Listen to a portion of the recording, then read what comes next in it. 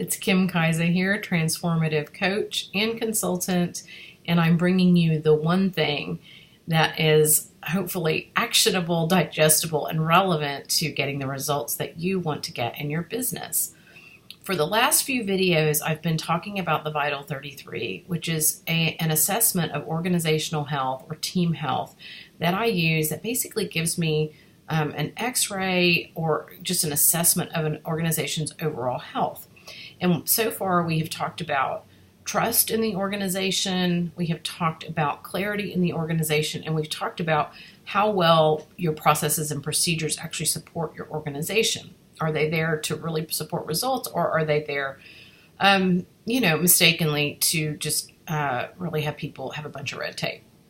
So the last aspect of the Vital 33 that I'm going to share with you today is about execution of objectives. And this one is really very simple. We measure this in a lot of ways through the Vital 33. But to me, if we can look at, is your organization consistently achieving the objectives that they set out to achieve? And I would say, basically, if your organization is doing that about 2/3 or maybe a little more of the time, then I would say you're doing a pretty darn good job of communicating your objectives and executing.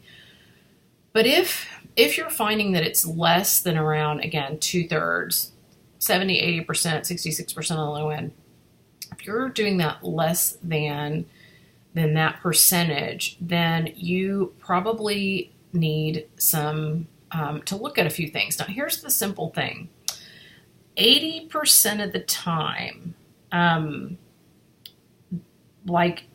if you're not achieving an objective, it can be tracked back to the other three aspects that we've measured on the Vital 33. The trust, the clarity, and the processes and procedures. 80% of the time, I would say, in my history and experience with organizations. About 20% of the time, when we're not achieving objectives, like we really can 20% of the time say, okay, well, that's down to the economy, or the market got soft, or clients threw us a boomerang or a wrench in the mix.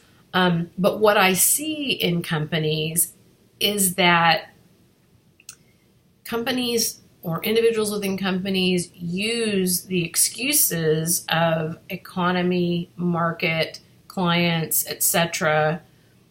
80% of the time, maybe even more actually, now that I'm thinking about it.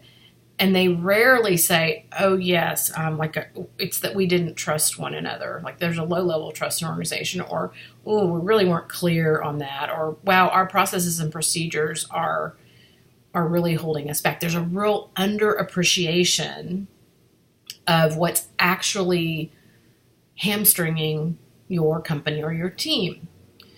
So I bring this up because as I said in the other videos, there are things we can do about trust, clarity, and processes and procedures. But there's very little we can do if we don't have an accurate measurement of what's really going on. And I just find that many times leadership overestimates the level of trust and clarity, in particular in their organization. We could go into a lot of reasons of why that is. Doesn't really matter, to be honest, but I do find that that's overestimated by leadership. And when we actually run the assessment, there's a lower level of trust and clarity than they actually think. And that's not bad news. Again, if we're dealing with facts, we can really deal with it. But things that we don't really see clearly, they're pretty hard to correct. So I hope you've enjoyed this series of videos. Just putting attention on these four aspects could really, that alone could correct things within your organization, particularly if you're a really astute leader and you're very in tune.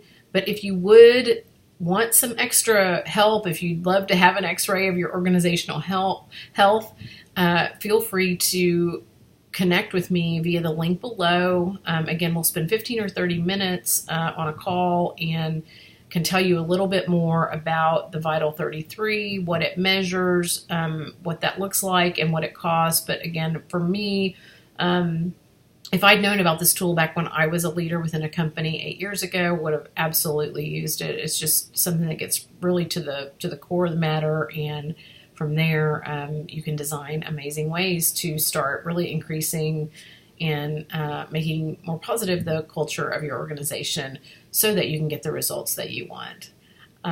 Thanks so much for watching this series, and I will be back soon with another series of videos.